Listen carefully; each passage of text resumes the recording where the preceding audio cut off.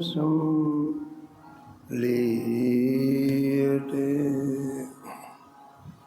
सीताराम गुणावली निशिदिवा यज्जिह्वया पीयते सीताराम विचित्ररूपमनिशं यश्चक्षुषोर्भूषणम् सीताराम सुनाम धामनिरतं तं सद्गुरुं संभजे।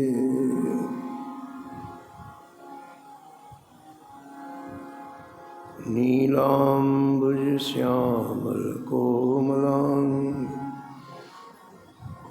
सीतासमारोपितवामभागं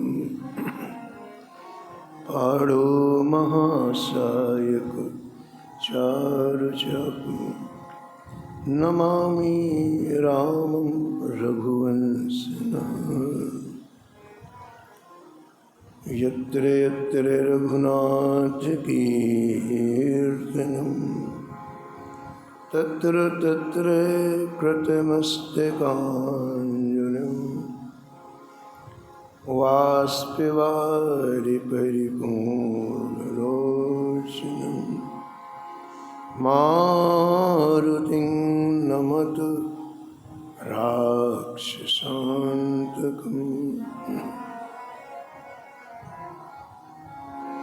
वाञ्छाकल्पतरुभ्यश्च कृपासिन्धुभ्येव च पतितानां पावनेभ्यो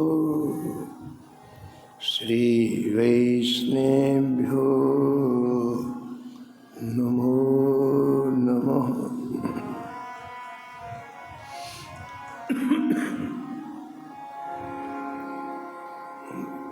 भक्त भक्ति भगवन्त गुरु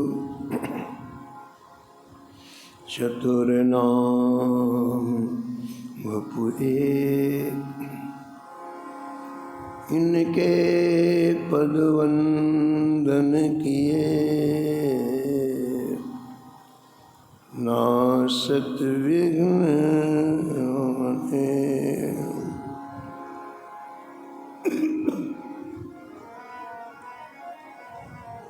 हरिजो आय विराजिए, कथा सुनहु इतिहास। तुम श्रोता या माल के, तुम पद रज मम आस। तुम पीछे जो और हैं, श्रोता हैं रसिखान।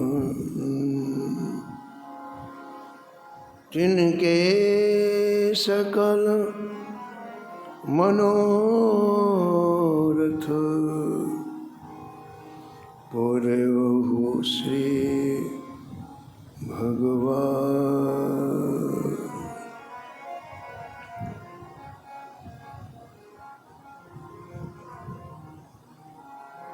राधे राधे गोविंद गोविंद राधे।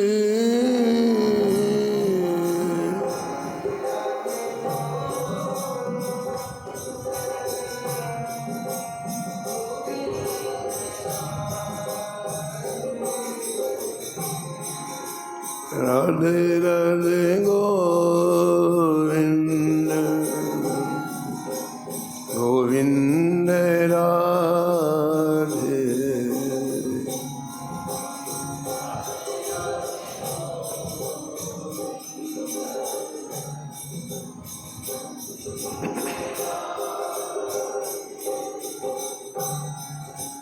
राधे राधे गोविंद गोविंद राधे राधे राधे गोविंद गोविंद राधे राधे राधे गोविंद गोविंद राधे राधे राधे गोविंद गोविंद राधे गोविंद राधे बोलो गोपाल राधे गोविंद राधे बोलो गोपाल राधे गोविंद राधे बोलो गोपाल राधे गोविंद राधे बोलो गोपाल राधे राधे राधे गोविंद गोविंद राधे राधे राधे गोविंद गोविंद राधे हे राधे राधे गोविंद गोविंद राधे राधे राधे गोविंद गोविंद राधे गोविंद राधे बोलो गोपाल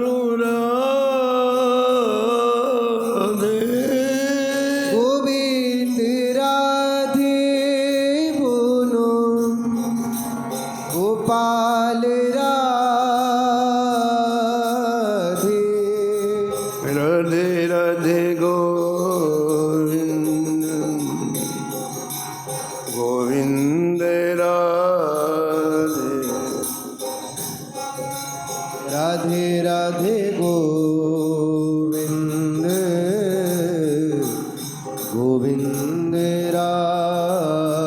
राधे जानकी वल्लभ लाल की जय श्री मंगल मूर्ति हनुमान जी महाराज की जय सपरिकर श्री भक्तमाल जी के जय सब संत भगवान की श्री स्वामी अग्रदास जी महाराज की श्री नाभाजी महाराज की श्री प्रियादास जी महाराज जय श्री वृंदावन धाम की जय श्री बांके बिहारी लाल की जय श्री राधा वल्लभ लाल की जय श्री गिरिराज जी महाराज की जय श्री यमुने महारानी की जय श्री राम नाम महाराज की जय श्री महाराज जी की जय जय जय श्री राधे श्याम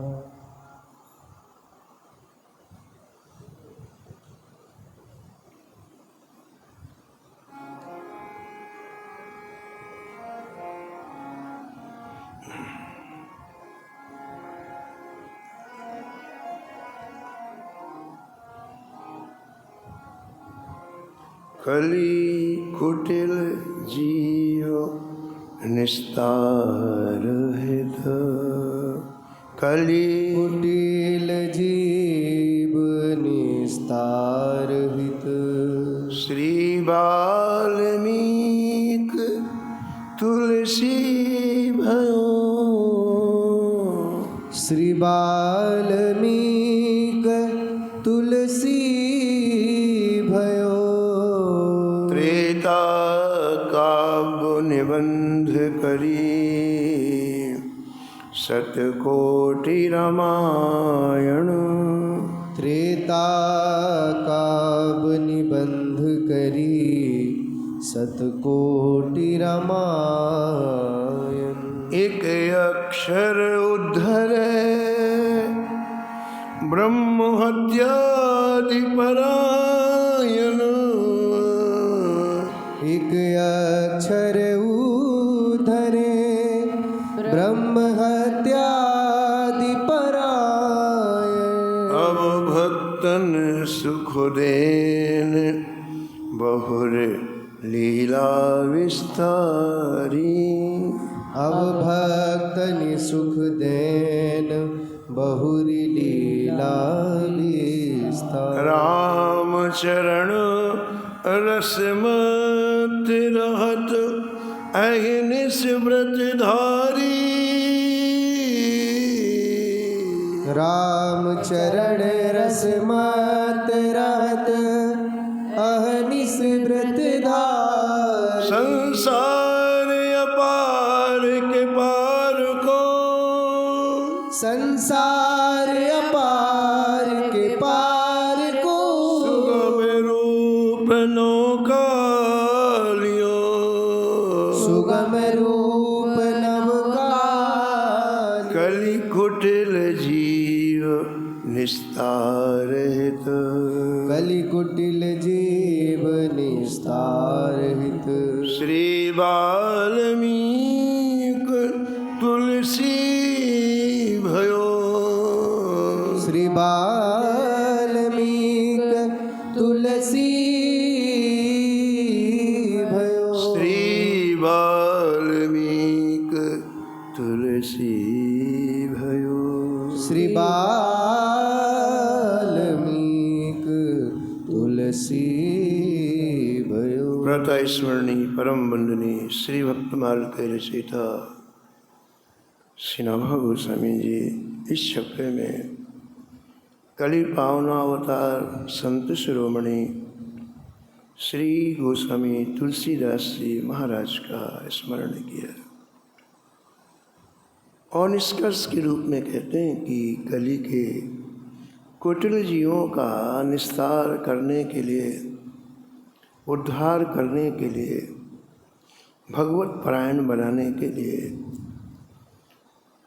करुणा करके आदि कवि श्री वाल्मीकि जी गोस्वामी तुलसीदास जी के रूप में अवतार ग्रहण किया और एक ऐसा जहाज बनाया जिस जहाज में हजारों हजारों लोग बैठ करके भगवत धाम की यात्रा कर सके बिना किसी प्रयास के। केवल इन कानों के द्वारा ये मंगलमय यश आपके हृदय में प्रवेश कर जाए और आप भगवत धाम के अधिकारी बन जाएंगे। ऐसा सहज सरल उपाय गोस्वामी तुलसीदास जी ने इस घोर कलयुग में प्रकट किया। ऐसा नाभाजी महाराज के तो श्री रामचरितमानस की रचना के बाद लाखों लोग रामचरितमानस का पारायण करने लग गए और कल आपने सुना था कि कानों में ये शब्द जाते ही विश्राम देते, लोगों के हृदय से ताप चले गए, पाप चले गए, द्वेष चला गया, ईर्ष्या चली गई, जंभ चला गया। यही तो जीव को कष्ट देते हैं। जब हमारा हृदय सात्विक हो जाता है, शांत हो जाता है, भजन के लिए बिल्कुल शांत हृदय चाहिए। हृदय में जब तक चंचलता रहेगी, कुलबुलाहट रहेगी, शोक रहेगा, दुनिया भर की चिंताएं रहेंगी, तब तक आप भजन नहीं कर सकते हैं। बिल्कुल हृदय शांत चाहिए। दूसरी बात, जिसे भजन करना है उस संसार की वार्ताओं से बिल्कुल मौन धारण कर ले, संसार की कोई चर्चा ही ना करे, बिल्कुल मौन, मुख से शब्द ही कोई ना निकाले। मुख बंद करने को मौन नहीं कहते हैं, विचारों का प्रवाह शांत हो जाए उसे मौन कहते हैं। दुनिया भर की बातें जो हमारे मन में आती हैं वो पूरी तरह से बिल्कुल शांत, तब भजन होता है। और तीसरी बात, हृदय में जब भक्ति होती है तो भजन होता है। भक्ति का तात्पर्य है जब भगवान हमें अच्छे लगते हैं तो भजन होता है। भजन के लिए 3 चीजें परम आवश्यक है। चित्त को शांत रहना चाहिए,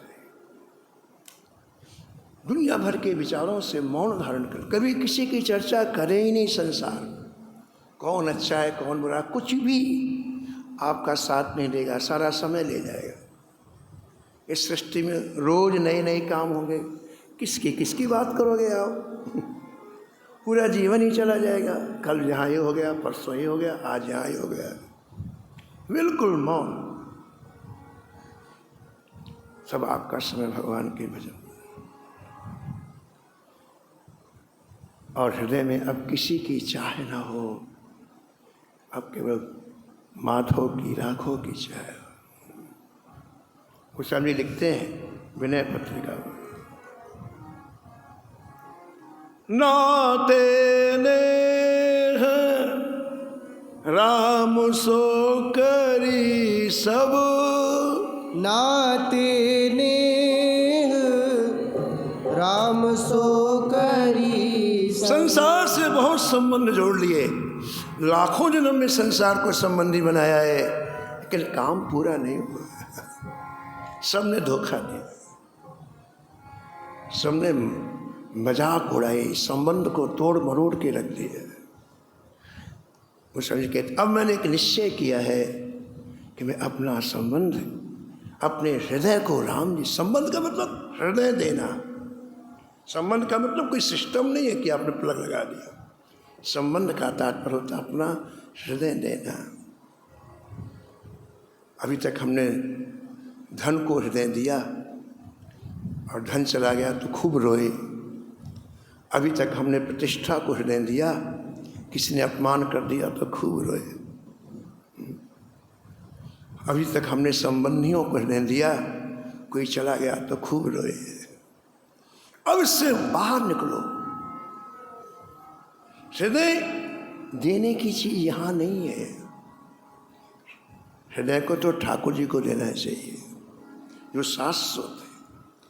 नाशवान चीज को हृदय दोगे तो रोना ही पड़ेगा। श्री ठाकुर जी शाश्वत है।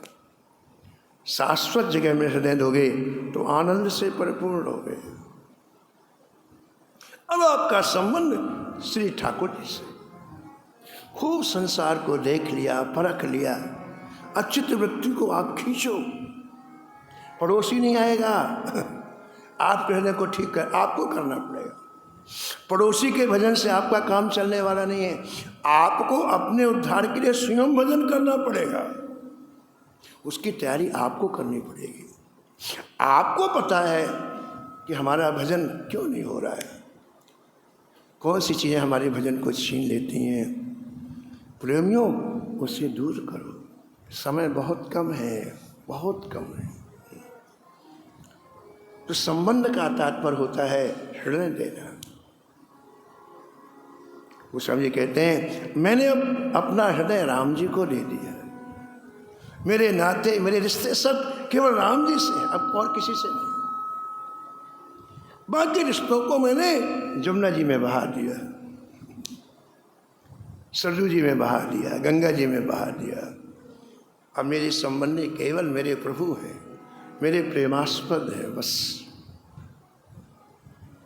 हृदय बड़ा मूल्यवान है, उसे सड़क में मत फेंको आप। छोटी छोटी बातों में आप, छोटी छोटी बातों में अपना हृदय दे देते हो, तो भक्ति कहाँ से करोगे? आपने हृदय तो संसार को ले लिया, भक्ति कहाँ से करोगे? इसलिए चारों तरफ से अपने आप को खींचो, संभालो। संसार की इन अशाश्वत वस्तुएं, नाशवान वस्तुओं को देने के लिए हृदय नहीं है। जहाँ आपने हृदय दिया है, ये भ्रम है आपका, ये गलती है, और इसी गलती में मर जाओगे तो खाली आयो खाली जाओ।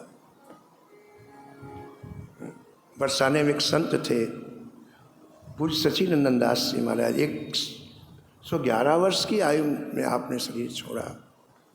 उनके मुख से श्री राधा के सिवा दूसरा नाम ही नहीं निकला। कई लोग जाते दर्शन करने, बोलते नहीं। कभी मौज में आई तो बोल देते थे, कभी महीने 2 महीने में नहीं, लोग जाते चले आते। तो जब बोलते तो यही कहते, अरे भाई एक बार राधा रानी को हृदय देकर देखो कितना सुख है। बस यही कहते, एक बार जिस हृदय को तुमने संसार में दिया है, संबंधियों को दिया है, उस हृदय को एक बार राधा रानी को देकर के देखो, कितना आनंद है, कितना सुख।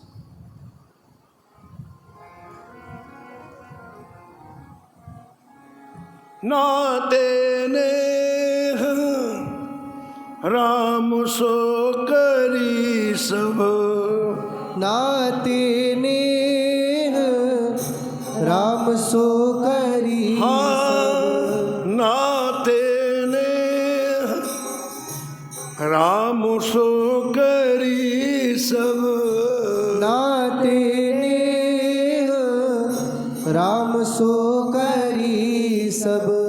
नाते नेह बहई हो, नाते नेह बढ़ई हो, नाते नेह बहई हो, नाते नेह बढ़ई हो। दीक्षा का तात्पर्य क्या है बताओ आपको?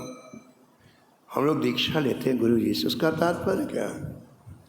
दीक्षा का तात्पर्य यही है, श्री ठाकुर जी से संबंध जोड़ना है ना। और ठाकुर जी से संबंध होने के बाद अब जितने संबंध हैं वो बिल्कुल 2 नंबर में हो गए।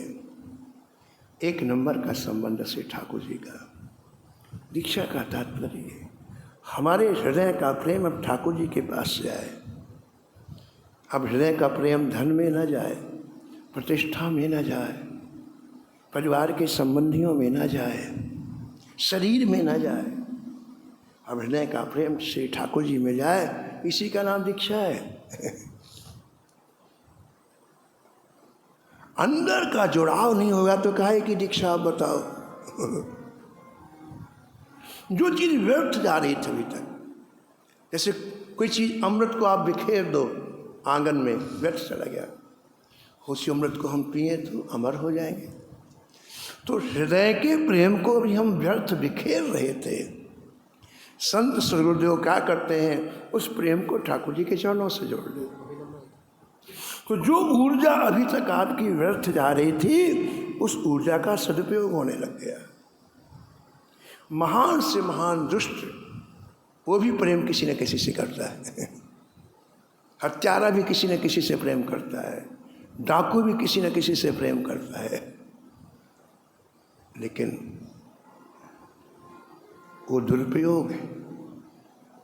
प्रेम का सदुपयोग ये है कि भगवान से संबंध जोड़ करके भगवान के चरणों में हमारे हृदय का प्रेम जाए। यही गोस्वामी जी इस पंक्ति में कहते हैं, मैंने भगवान से संबंध जोड़ा और बाकी संबंधों को मैंने बिल्कुल जीवन से अलग कर लिया।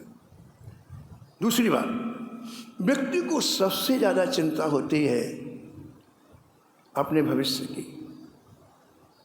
ऐसा हो जाएगा तो क्या खाएंगे, क्या पिएंगे, कहाँ रहेंगे, इसी चिंता में सारा संसार लगा हुआ है। कहाँ रहेंगे, कहाँ खाएंगे, क्या हो जाए, क्या बस। और गोस्वामी जी अपना अनुभव कहते हैं, अपना निर्णय कहते हैं। भाइयों, जो विश्व ब्रह्मांड का पालन करता है उसके चरणों में तुमने अपने आप को सौंपा है।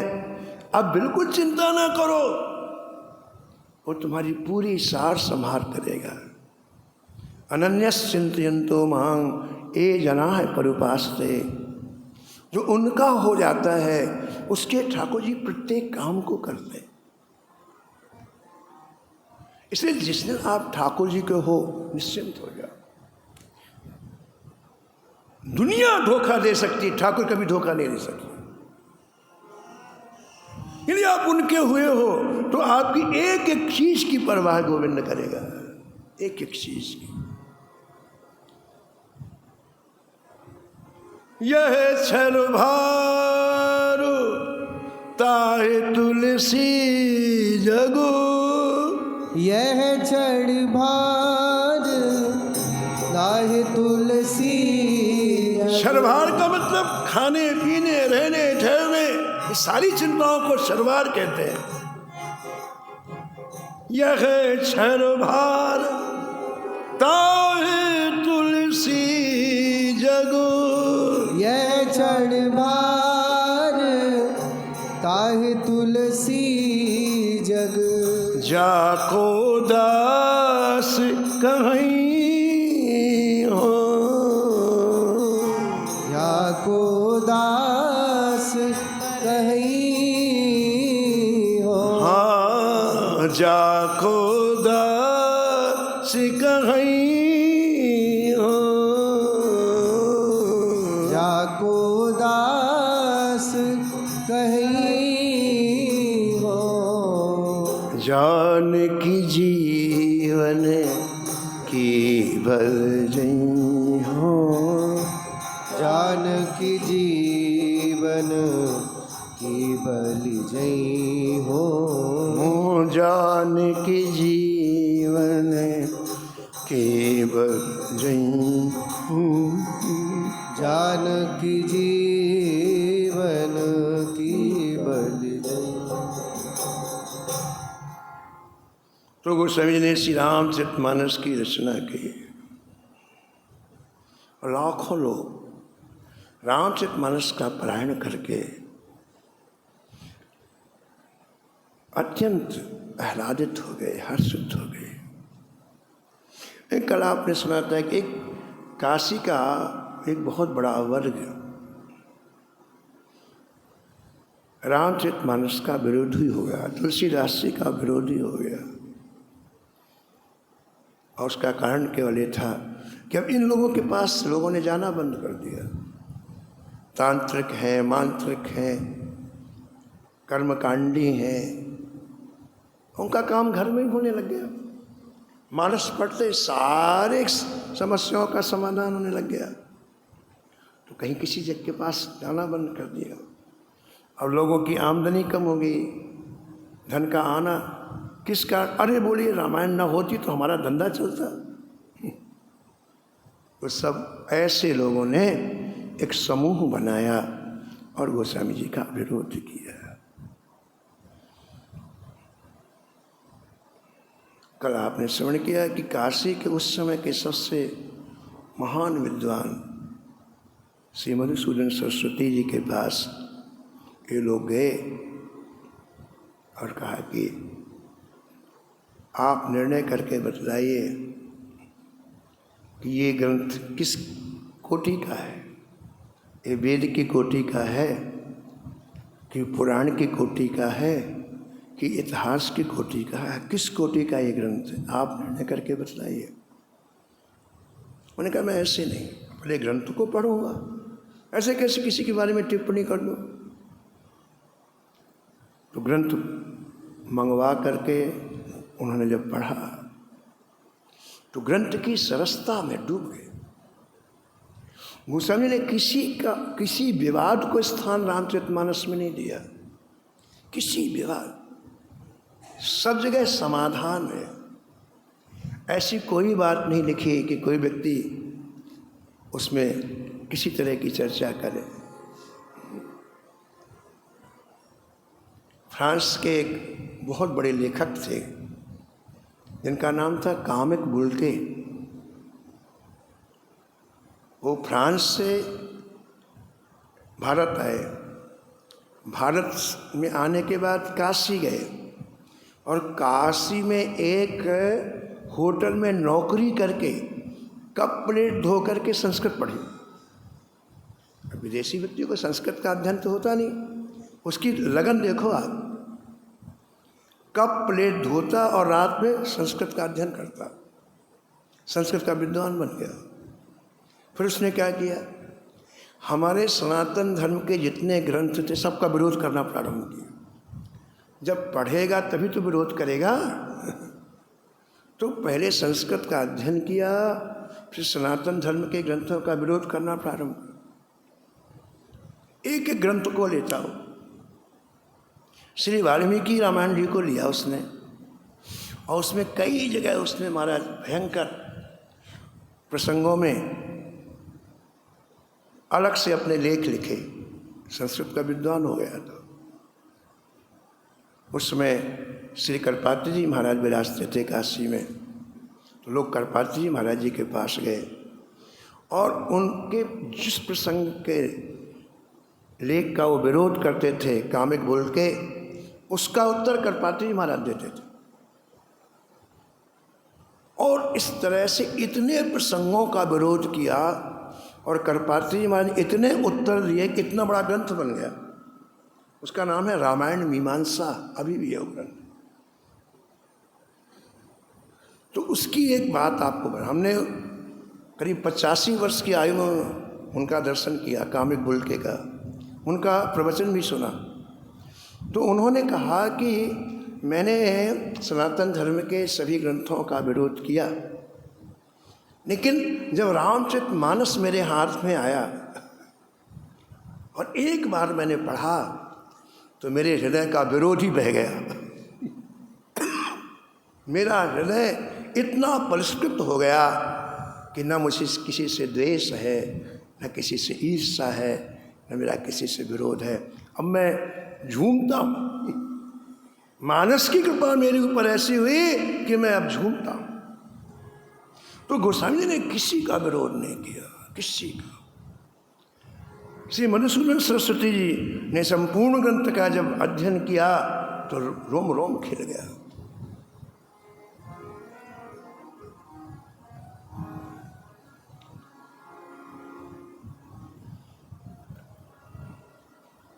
पंडित लोग आए, बोले महाराज आप क्या कहते हो? बोले भैया ये ग्रंथ विवाद का नहीं है, ये रस में डूबने का है। काश तुमने ग्रंथ को पढ़ा होता। ये ना पढ़ने वाले ही विरोध करते हैं। काश तुमने ग्रंथ को पढ़ा होता तो अपने घर में बैठ के अभी राम राम करते होते। ये झंडा ऊंचा रहे हमारा, ये नहीं करते। तो उन्होंने कहा अच्छा महाराज ग्रंथ बहुत अच्छा है, लेकिन ये तो बताओ ये किस कोटि का है? ये तो आप निर्णय कर दो आप कि रामचरितमानस वेद की कोटि का है, कि पुराण की कोटि का है, कि इतिहास की कोटि का है। श्री मधुसूदन सरस्वती ने कहा ये निर्णय आशुतोष भगवान शंकर बाबा विश्वनाथ करेंगे, एक निर्णय मैं नहीं करूँ। ये निर्णय आप उनसे कराइए, बाबा विश्वनाथ से कराइए। अब तो महाराज बाबा विश्वनाथ जी के मंदिर में सब लोग गए और पुजारी से प्रार्थना की कि भैया ये सभी ग्रंथ बाबा विश्वनाथ जी के समक्ष रखो आप। वेद भी, पुराण भी, स्मृतियाँ भी, इतिहास भी सब रखो आप, और रामचरितमानस भी रखो। और आज रात्रि में पट बंद होने के बाद कल प्रातःकाल हम आएंगे। प्रातःकाल पता चलेगा कि ये रामचरितमानस किस कोटि का ग्रंथ है। भगवान को निर्णय करना सबको मान हो गया। किसी व्यक्ति को निर्णय करना हो तो पक्षपात होता है। अब तो आशुतोष भगवान शंकर को निर्णय करना है, पक्षपात वाली बात समाप्त हो गई। सभी ग्रंथों को रखा गया श्री बाबा विश्वनाथ जी के मंदिर में। और प्रातःकाल काशी के बहुत से लोग ये देखने के लिए आए कि रामचरितमानस किस कोटि का ग्रंथ है। आशुतोष भगवान शंकर ने क्या किया, रात्रि में सभी ग्रंथों के ऊपर, वेद के ऊपर भी श्री रामचरितमानस को रखा। सर्वोपरि श्री रामचरितमानस की मान्यता भगवान शंकर ने प्रदान की। ये देख करके सब लोगों को बड़ी प्रसन्नता हुई। सबने गोस्वामी तुलसीदास जी की जय जयकार किया है। बोलो गोस्वामी तुलसीदास जी महाराज की जय।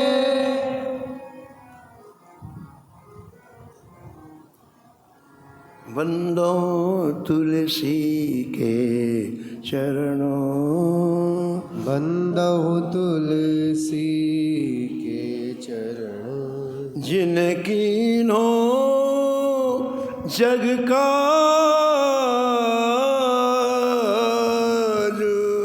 जिनकी नो सरकार,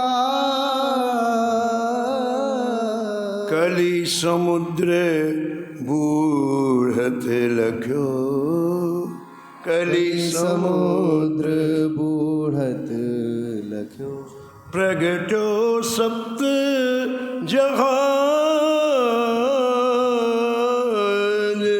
प्रगट्यो सप्त जहान,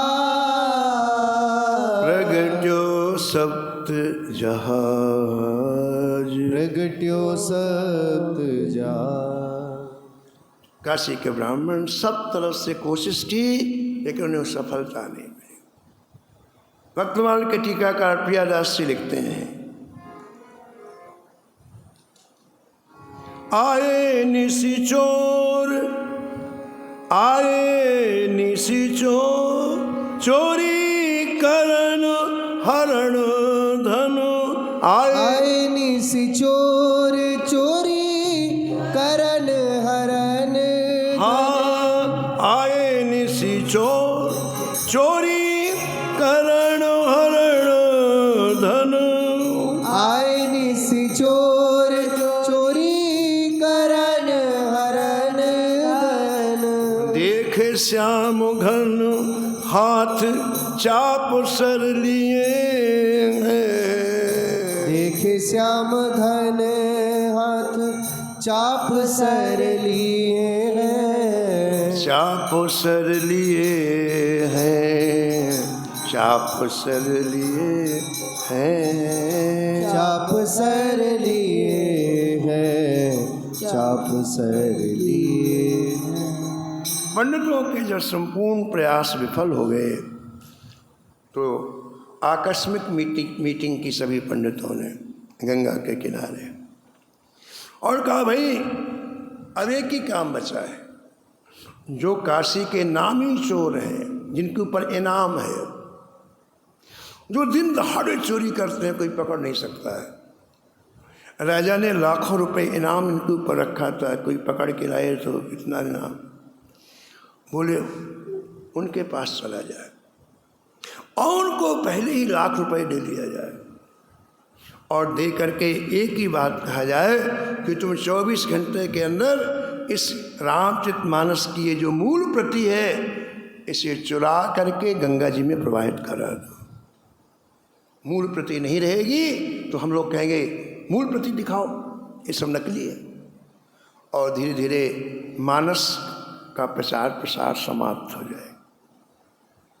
व्यक्ति कहते हैं जब द्वेष आता है तो बड़ा से बड़ा पाप करने में संकुचित नहीं होता है।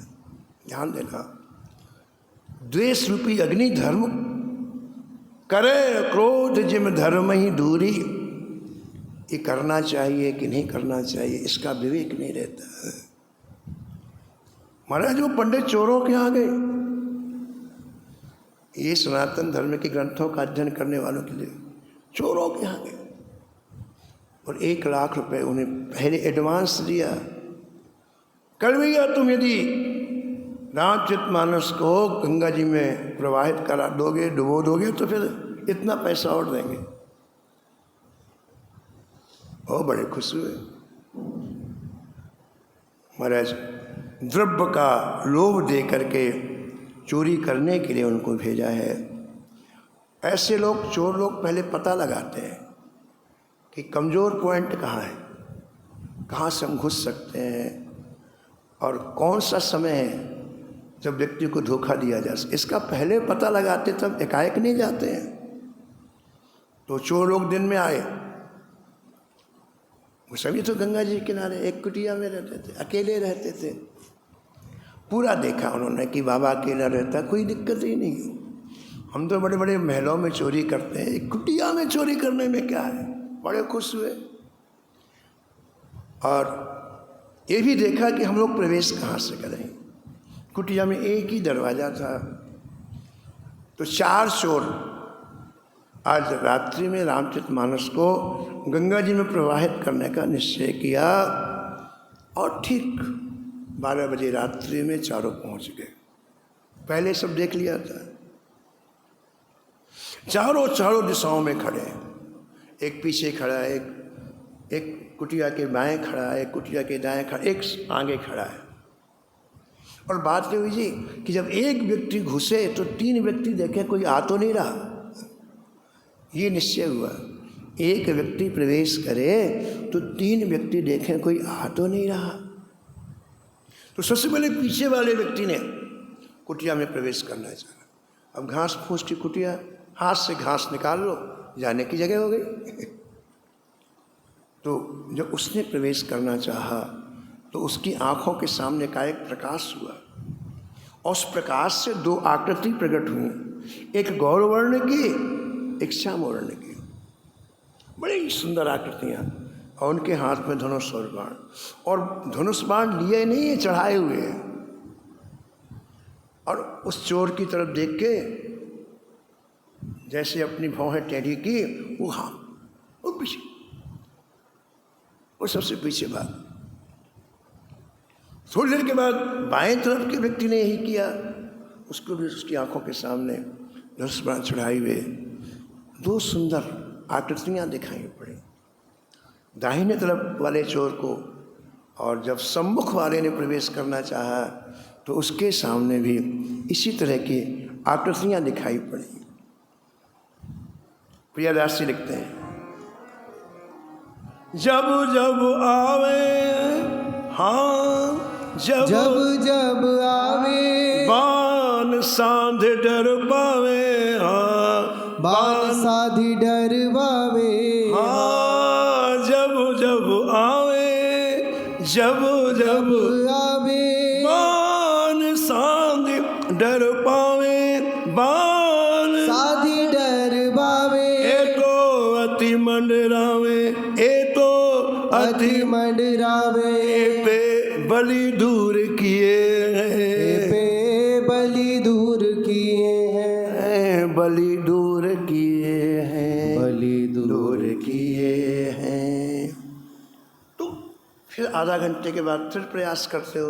उनको तो लाखों रुपए मिलने वाला था ना। फिर प्रयास किया कि शायद वो जो बालक है कहीं चले गए हो। वैसे दिखाई नहीं देते, लेकिन कुटिया में जैसे घुसने का प्रयास वैसे दिखाई देते। फिर धनुष बाण संधान के फिर पीछे हट जा, फिर दिखाई देना बंद कर, फिर अब चलो।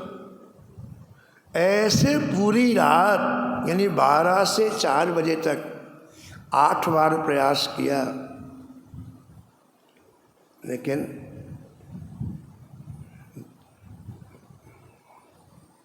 जैसे उनको देखते वैसे भयभीत हो जाए। अब देखो आप दर्शन का कैसे प्रभाव होता है। और लगातार 8 बार दर्शन किया इनका। तो परिणाम क्या हुआ है, इनकी चित्त वृत्ति में वो प्रविष्ट हो गए। चित्त में वो सांवली सूरत और गौर, ये दोनों की दोनों छा गई। कोई पावरफुल चीज हमारे पास आती ना तो कमजोर चीज को हटा देती है, ठीक है ना। व्यक्ति के पास जब हीरे आ जाए तो सोने को हटा देता, बोले हीरे रखो, हीरा ज्यादा मूल्यवान है।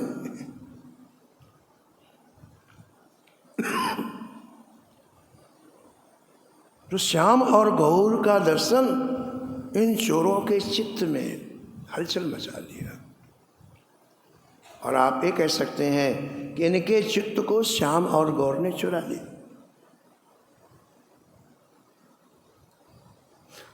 भगवान ने चित्त को चुरा लिया, इसकी क्या पहचान है? इसकी एक ही पहचान है कि अब भगवान के बिना रहा ना जाए, और कोई सर्टिफिकेट नहीं है इसका। आपके चित्त को यदि ठाकुर जी ने ले लिया तो आप फिर उनके बिना नहीं रहे, सब चीज रहेंगी, आपका मन ही नहीं रहे, सब चित्त ठाकुर जी ने लिया। अब केवल आपको वही, प्यासे व्यक्ति को रबड़ी से काम नहीं चलेगा, दूध से काम नहीं, उसे पानी ही चाहिए, होगी मूल्यवान रबड़ी। ऐसे जिसका चित्त गोविंद ले लेते हैं उसे अब केवल ठाकुर देखे बिन प्रभु कल न परत है, देखे बिन प्रभु कल न परत। हाँ, देखे बिन प्रभु कल न परत है, देखे बिन प्रभु कल न परत है। हई क्षमा सिरे। हाँ भई क्षमा सिर। मीरा के प्रभु कब रे मिलोगे, मीरा के प्रभु कब रे मिलोगे। दुख में टने सुख दुख में तन सुख दुखन लागे न दरस बिनु, दुखन लागे नैन दरस बिन।